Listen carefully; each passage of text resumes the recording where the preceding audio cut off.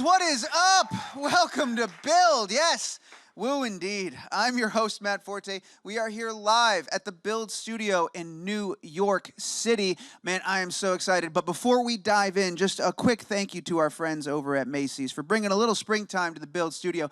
If you haven't noticed, if you take a look at these amazing flower displays, if you think these are nice, you need to head to Macy's.com/flower show. Only happens once a year.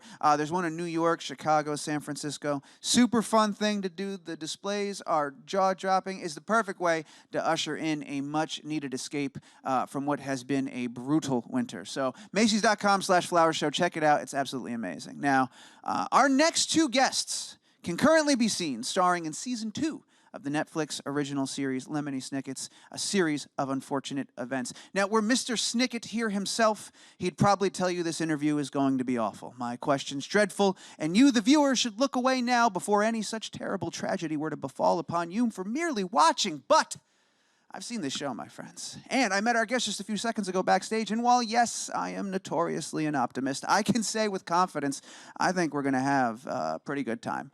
Folks, the show is amazing, and it's largely because these two are so ridiculously talented. Please make some noise. Malina Weissman and Louis Hynes are here. How about that? That's pretty crazy, right?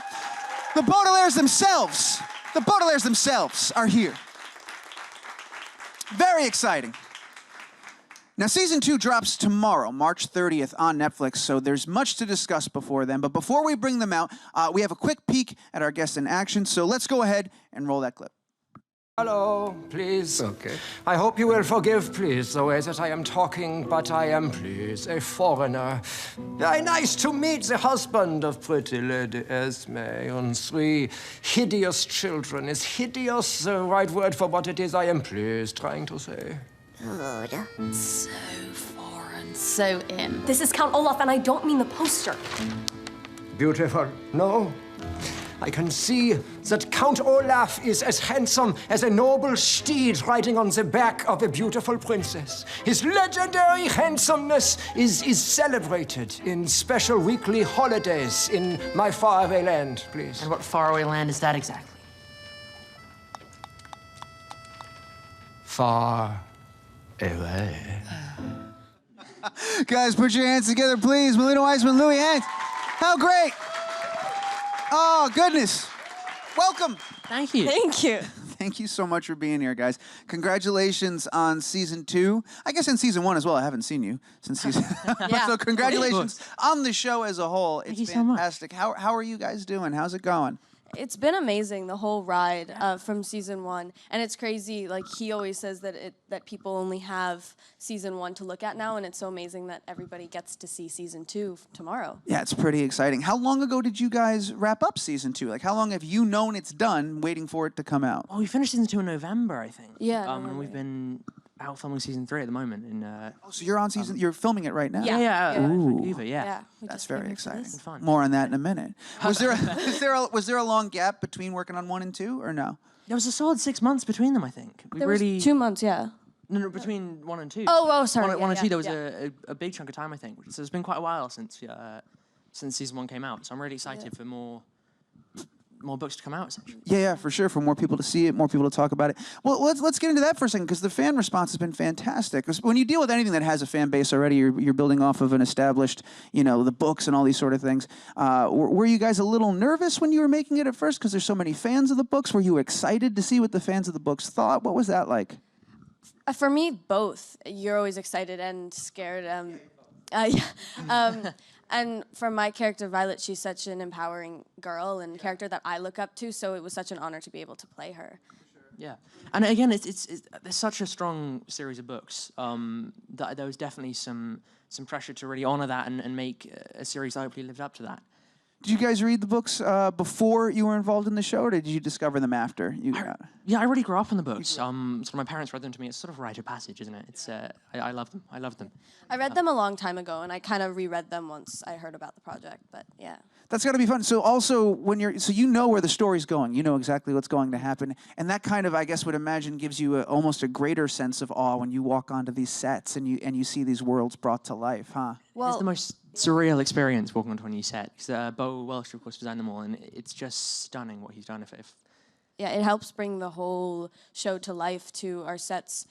It's my favorite part about filming the whole show is a new episode is a new set, and our costumes and everything just brings it to life, and yeah. For sure. Do you remember the first one that you walked on? Do you remember that moment? And It was Olaf's house, wasn't it? It was Olaf and Justice Strauss's house that were across the street from each other. And I think the first scene we filmed was with Presley, who plays Sonny, and we walked from Olaf's house to Justice Strauss. From Poe's car to Justice Strauss's house, wasn't it?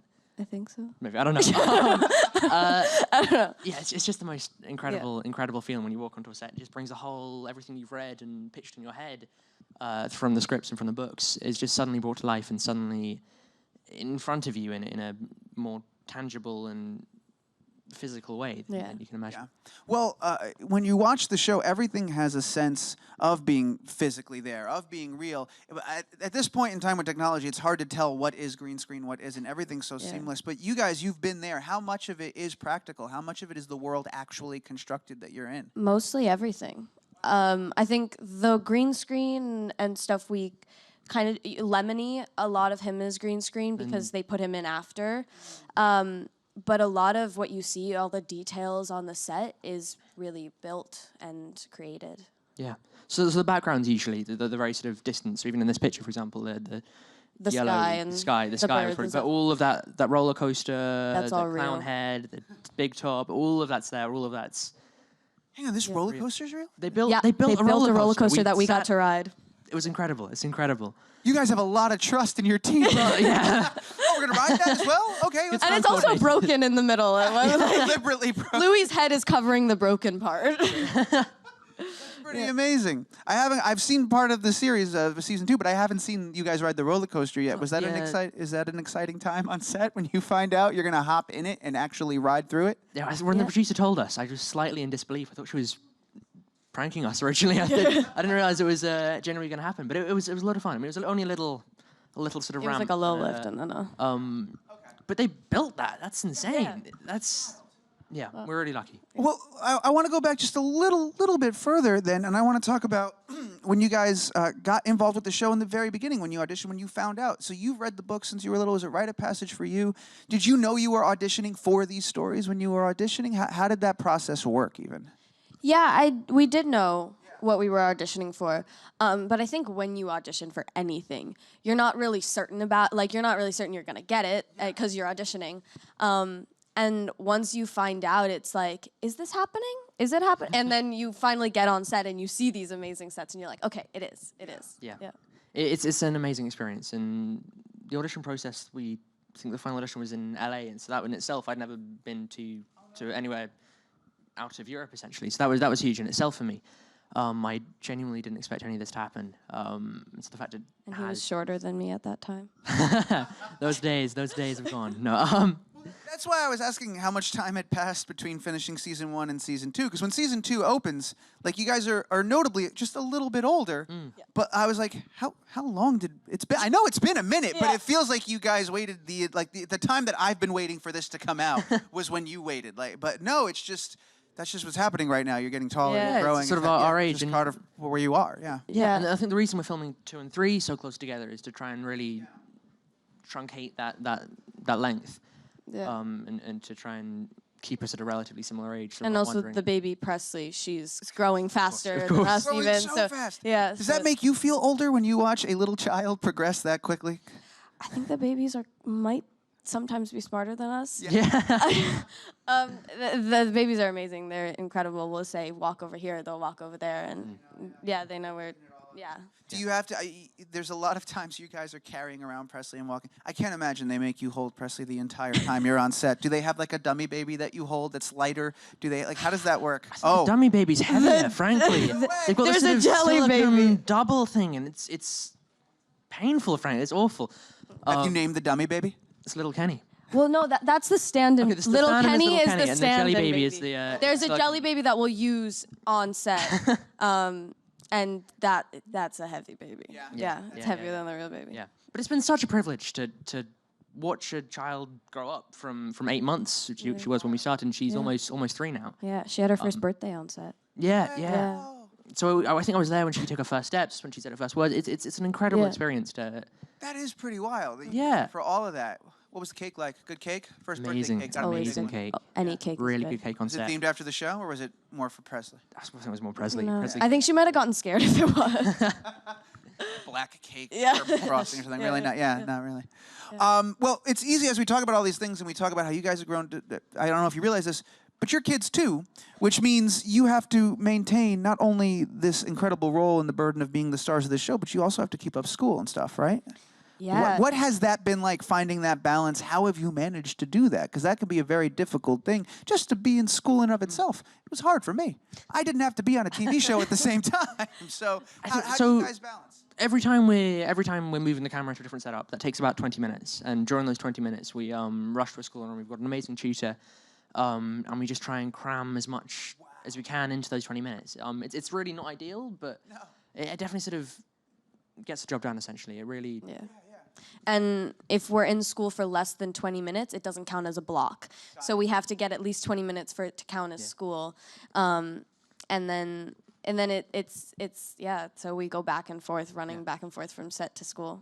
Wow. Yeah. Do you ever find yourself crossing those wires where either you're answering a question in school with an answer from the set, or vice versa? You're reciting geography while hanging out with Neil Patrick Harris. Well, sometimes if it's like a huge scene, we try and like I try and like memorize my lines during school and out of school and like kind of, so that's kind of the hardest bit, but it's fun. It's all an adventure. Yeah. Yeah.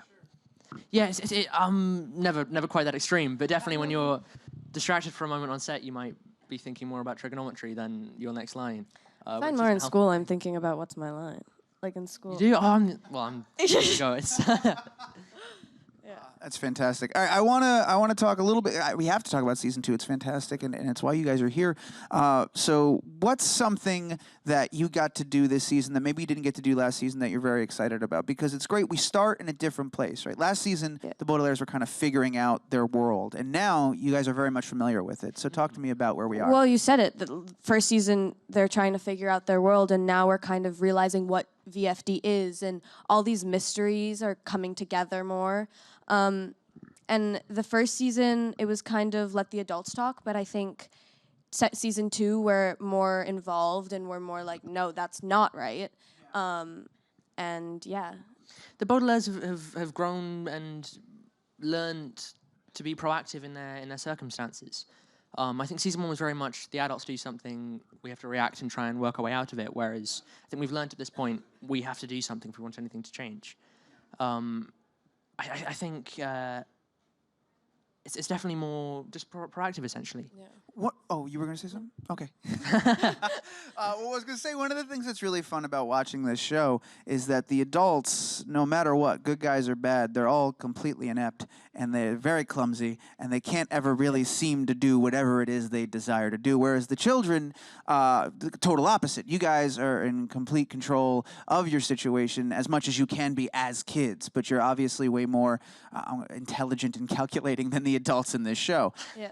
Being surrounded by that, has that influenced at all your view outside of the set of adults in the real world and how adults behave and talk and act sometimes? I mean, to an extent, maybe. No, it's definitely being a kid in such an adult world on set. It is very much, of course, adult dominated. It's interesting. There are times that you have experiences that feel a little patronizing or something. And it's always quite funny when that happens, surrounded by a show talking about that. I've also learned so many words on this show. We'll all be reading a script and there's a word and I'm like, what the hell does that mean? Like, What is this? yeah, what is that? So I'll always look. So I've learned a lot. Yeah. Watching the show, I sometimes do that. I'm like, what is Google in that between. word? There's so many also, too, you kind of touched on this earlier, that like every 2 episodes, it's a new set, it's a new costume, it's a new world. It's also like a new guest star. There's amazing guest stars that pop in and out of the show all the time. You know, Tony Hale, just one of them we saw there. Did you guys have a favorite guest star? I'm going to make you pick a favorite and tell the world, because they're all watching right now. tough. So disappoint one of them. I mean, Tony Hale was amazing. I had Yeah, he so was. much fun on set with Tony. I love them all. Yeah. Yeah. They're all That's a cop-out They're answer, all probably. amazing. Let me ask you a less difficult question. Yeah. How about this? After only working with 2 days with them, did you get to a point where it's like, oh, we were just starting to have fun, and now they're done? They've Oh, got to yeah, leave. yeah, and yeah. like another That person- was the most, especially with Tony. His last day was such a shock. We were like, wait, what? Yeah. But they're all amazing, and I think both of us being child actors and them being adult actors and knowing so much more than us, that we learn so much from watching every different actor work. And that's such a privilege for us to be able to see different ways and different styles of acting and working, and it's just an incredible experience to be able to watch them. Yeah, definitely. They're all. We've got some really, really amazing actors in season 3 coming up. All of which is such. They've just been doing it for so long, and they really know what they're doing, and to be in that environment and learning from those people has been such a privilege. You guys, I saw a fun little picture, I think it was, with Allison Williams that you posted that she's coming. It was announced that she's coming. You said you're working on season 3 now. Have you had a chance to work with her a little bit? I think she's a little in season 2 as well, but I haven't gotten that far. Anyway, have you worked with her? And is she Yeah. wonderful? Because she seems wonderful. She is indeed wonderful. She's amazing. She's We have had a few scenes, and it's been so much fun. Yeah, she's amazing. She's amazing. Yeah, Fun, yeah. huh? Definitely. What's a dream guest star for you guys? Somebody that hasn't been on the show that you would have loved to have gotten to see? I don't know. I think there's so much rising talent at the moment. I think the casting directors have really done an amazing job at getting a few of those really brilliant people at the moment onto the show in the coming seasons. And again, like whoever comes on, we just learn so much, so it doesn't really matter. I mean, it's just so incredible. Is there someone out there that that you admire that you haven't gotten to work with yet that you would love to learn from? Someone that you would love to work with? Anybody, anyone? Can they be dead? Sure. Yeah. You know what? Let's open it up. Anybody. Let's go. There we go, all right. Let's cast a wide net I would here. say Audrey Hepburn then. Beautiful answer. I don't know. I've always loved Noel Fielding. This is kind of surreal, but it'd be cool. Very work with cool. him. I don't know. Speaking of favorites and picking a favorite, we had Neil here yesterday, NPH, and I think he's everyone's favorite person. And, another very fun part of this show is all of the transformations, all of the characters that he does, and all of these different pieces of makeup that he puts on and wears. Do you have a favorite character? Was there a character you couldn't even be in the same room with that cracked you up or creeped you out or whatever? Just Maybe season 1, Stefano. I think Stefano With for me his as well. big glasses. Yeah, and his Constant voice. smile and yeah. the whole thing was incredible. I just love that process he goes through. And every time he walks on set, you don't quite know what he's going to do in the different characters. Does he ever? Here's the thing that's interesting about this whole show is that it's based on the books. There's a very clear structure there, but you guys are also sort of deviating, doing your own thing, making it your own in a way while still being faithful.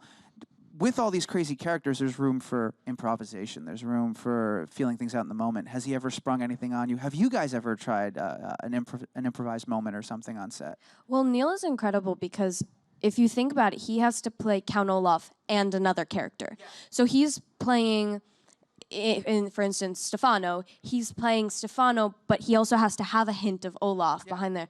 So the way he does that is incredible, and I admire that. And that's the most amazing thing that he does. But I think, do we improv? I don't know. Yeah, there's always the odd moment that you sort of throw something in a take. I think it's such a word-based show. I think it's difficult. Yeah, it's so dense. It's so well written. The writers have done an incredible job. If I'm allowed to say that, I don't know. I think you can. Yeah. So it is quite difficult to be able to find when's appropriate to do that. I've had long chats with Neil about that. Actually, it's interesting. But I think Neil finds the perfect balance, definitely, between doing things that really add to it and make it very funny, whilst honouring the wordplay that's been crafted. For sure. We're gonna, in just a second, get your questions ready. We're gonna turn it over to our friends here in the audience. But before we do that, I just want to ask one final question. You're working on season 3. Have you finished season 3, or you're still in the middle of it? We're still in it. Still in it. Okay. So let's play a little game here. You finish up season 3. You've had this incredible experience. What are you looking forward to doing next, other than coming back here to tell us about season 3, obviously? But after that, then what? I think because I live in New York, and I think just after this, going back to school, seeing my friends, and just chilling and seeing what life brings. Back to You'll see. normal for a little bit, right? Yeah. Yeah, I've got some exams coming up. The Netflix have been awesome to rush me home. They're kind of right at the end of season 3, so I'm struggling to look further than that at the moment. But I don't know. I think definitely focus on school for a bit. I want to get an education. But during the holidays, I think something shorter would be awesome. And kind of take it from there and see. Yeah, just see what Yeah, happens. just right? see It's what such an happens. unpredictable. Who knows? Has anything intrigued you about behind the camera, directing, writing, all that sort of fun stuff? hugely, I'm sure you've hugely. gotten a Yes, huge yes. window into that. Yeah, I want to become a director. But yeah. likewise. Yeah, we'll. It's such a all-encompassing world. You have to do everything from visual to script-based things, and then interpersonal relationships. It's such a huge area to cover. I think there's always joy in doing anything on set, frankly. Yeah. Wonderful. Well, thank you for that. Thank you for your answers. We're going to turn it over. We've got a bunch of excited fans and some wonderful questions. The first one looks like you got a microphone, so I think we're starting with you. Let's go. Who in the show is most like their character? Who's the least like their character? I think Presley probably is the most. Yeah, she's Presley probably plays most Sunny- similar to her Sunny, character. in the sense they're both babies. Yeah. And least probably Neil. He's actually quite a nice guy. However he seems Yeah. in the show. And he doesn't look like that. Yeah, he's less nosy. And more hair and less side. And yeah.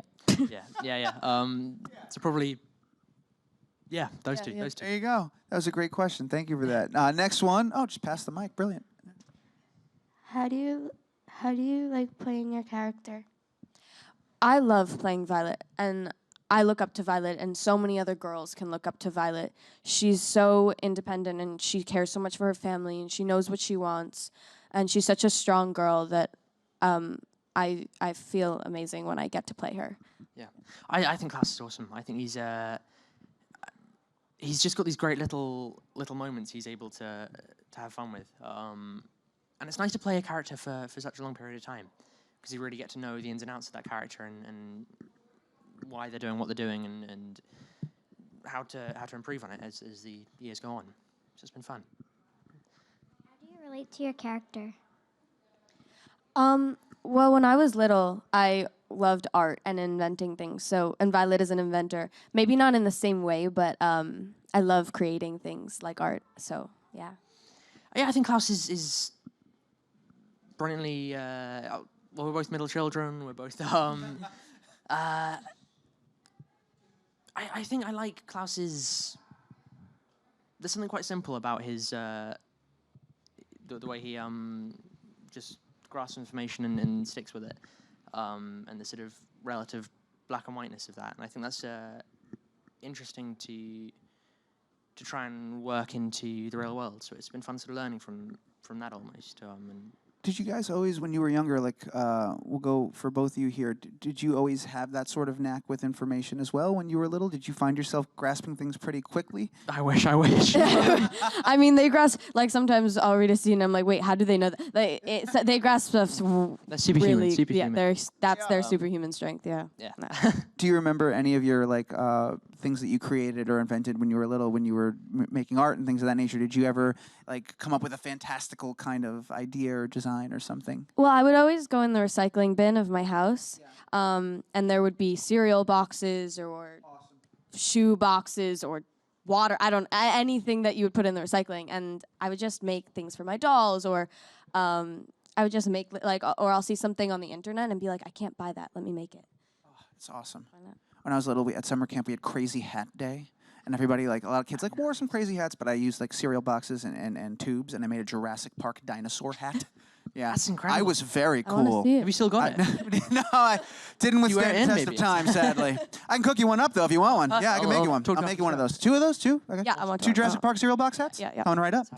We've got time for one more question. No pressure. It's going to be right here in our front row. Go for it. What is the most embarrassing thing you've done on set? I like that one. That's a good one. I've broken the set a couple of times. There was a set. Malina was on a sort of a gurney. I don't know if that's a. Yeah, she was on a gurney, and I was pushing it through some doors, and the doors swung open so hard, the set just collapsed essentially, and we were left in this sort of soundstage, looking The side, you broke the side of the wall. side of the wall, and that was the same day I ran into the camera. I was meant to turn and sort of run to the side as you do. I just ran straight into the camera. I don't know if he did Show this on looks so purpose. expensive, so I enjoy the idea of you just running around haphazardly, tearing it all down. Yeah, that was embarrassing.